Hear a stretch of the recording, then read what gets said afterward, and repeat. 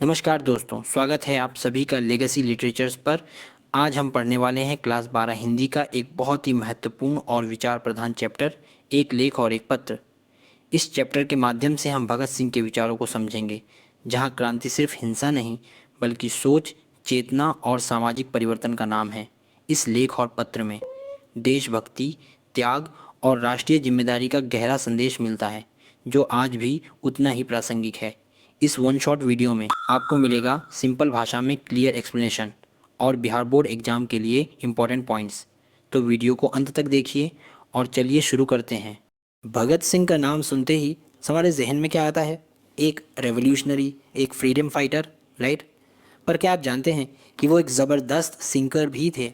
उन्होंने स्टूडेंट्स और पॉलिटिक्स पर एक ऐसा पावरफुल ऐसे लिखा था जो, आप मानेंगे नहीं, आज भी उतना ही रेलेवेंट है जितना 100 साल पहले था।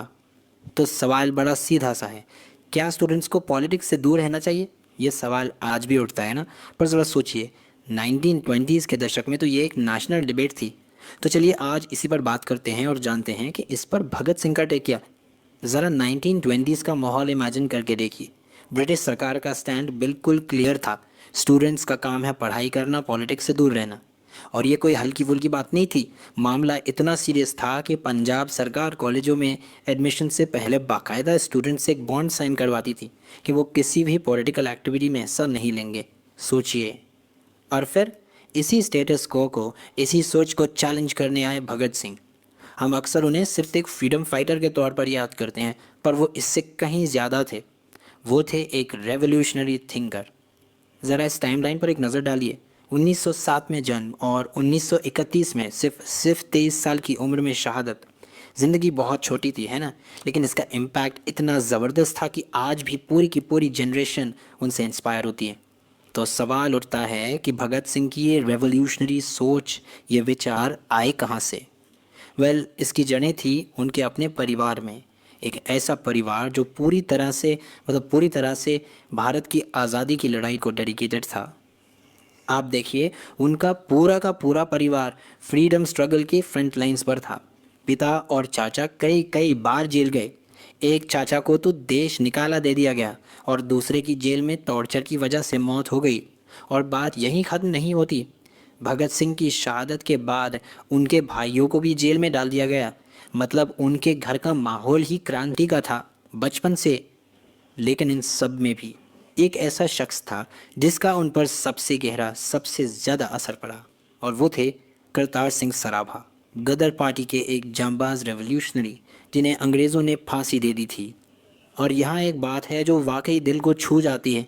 पता है, जब करतार सिंह सराभा को फांसी दी गई तब भगत सिंह की उम्र कितनी थी? सिर्फ 8 साल। ज़रा इमेजिन कीजिए, एक 8 साल के बच्चे के दिमाग पर इस घटना का क्या असर हुआ होगा। वो सराबा के सैक्रिफाइस से इतने ज़्यादा इंस्पायर हुए कि वो हमेशा हमेशा उनकी फ़ोटो अपनी जेब में रखते थे। ज़रा सोचिए इस बात को। एक 8 साल का बच्चा जो अपने हीरो की तस्वीर अपनी जेब में रखता है, ये जानते हुए कि उसका हीरो देश के लिए शहीद हो चुका है। तो ये था वो बैकग्राउंड जिसने भगत सिंह को बनाया। चलिए अब सीधे डाइव करते हैं उनके ऐसे के कोर आर्ग्यूमेंट में, जहां उन्होंने उस वक्त के रूल्स को हेड ऑन, बिल्कुल सीधे सीधे चैलेंज किया। तो देखिए, डिबेट के दो क्लियर कट साइड्स थे। एक तरफ थी सरकार जो कहती थी भाई स्टूडेंट्स का काम सिर्फ पढ़ना है, पॉलिटिक्स करना नहीं। और दूसरी तरफ थे भगत सिंह, जिनका मानना था कि अरे भाई, वो एजुकेशन ही किस काम की जो आपको देश की प्रॉब्लम समझने और उन्हें सॉल्व करने के लिए तैयार ही ना करे। उन्होंने उस एजुकेशन सिस्टम को सीधे सीधे क्रिटिसाइज़ किया जिसका मकसद सिर्फ क्लर्क पैदा करना था, एक्टिव सिटीजन नहीं। उनके अपने ही शब्दों में, कोट, हम उस शिक्षा को भी निकम्मी समझते हैं जो सिर्फ क्लर्की के लिए ही हासिल की जाए, एंड कोट। मतलब ऐसी पढ़ाई बेकार है। और ये सिर्फ क्रिटिसिज्म नहीं था, ये एक कॉल टू एक्शन था। उनका मानना था कि भारत को ऐसे देश सेवकों की ज़रूरत है जो अपना तन, मन, धन सब कुछ देश पर कुर्बान कर दे। और ये डेडिकेशन, ये सेल्फलेसनेस, ये सिर्फ और सिर्फ यूथ में ही हो सकता है। भगत सिंह के लिए तो ये आइडिया ही बड़ा absurd था। मतलब आप स्टूडेंट्स को पॉलिटिक्स के बारे में पढ़ा तो रहे हैं, पर उन्हें प्रैक्टिकल पॉलिटिक्स में हिस्सा लेने से रोक रहे हैं। ये तो बिल्कुल वैसी ही बात हो गई कि किसी को स्विमिंग के सारे रूल्स तो सिखा दिए पर पानी में उतरने से मना कर दिया, है ना जी? तो आखिर में सवाल ये उठता है कि भगत सिंह ने यूथ पर मतलब युवा पीढ़ी पर इतना ज़्यादा भरोसा क्यों किया, क्या वजह थी? देखिए, उनका लॉजिक बड़ा सिंपल था। उनका मानना था कि रेवोल्यूशन हमेशा यूथ ही लाते हैं। क्यों? भाई क्योंकि वो परिवार की जिम्मेदारियों के बोझ से आज़ाद होते हैं। उनमें पैशन होता है, ज़बरदस्त एनर्जी होती है, और वो बिना किसी सेल्फिश मोटिव के अपनी पूरी ज़िंदगी एक बड़े कॉज के लिए डेडिकेट कर सकते हैं। उनका साफ कहना था कि हिस्ट्री उठाकर देख लो, दुनिया की हर बड़ी क्रांति स्टूडेंट्स और यूथ ने ही की है। और सबसे बड़ी बात, ये सिर्फ उनकी थियोरी नहीं थी, सिर्फ बातें नहीं थी, उन्होंने जो कहा वो करके दिखाया। जब देश को उनकी ज़रूरत पड़ी तो उन्होंने अपनी पढ़ाई बीच में ही छोड़ दी और रेवोल्यूशनरी मूवमेंट में फुल टाइम शामिल हो गए। जिसे कहते हैं ना, ही प्रैक्टिस्ड व्हाट ही प्रीच्ड।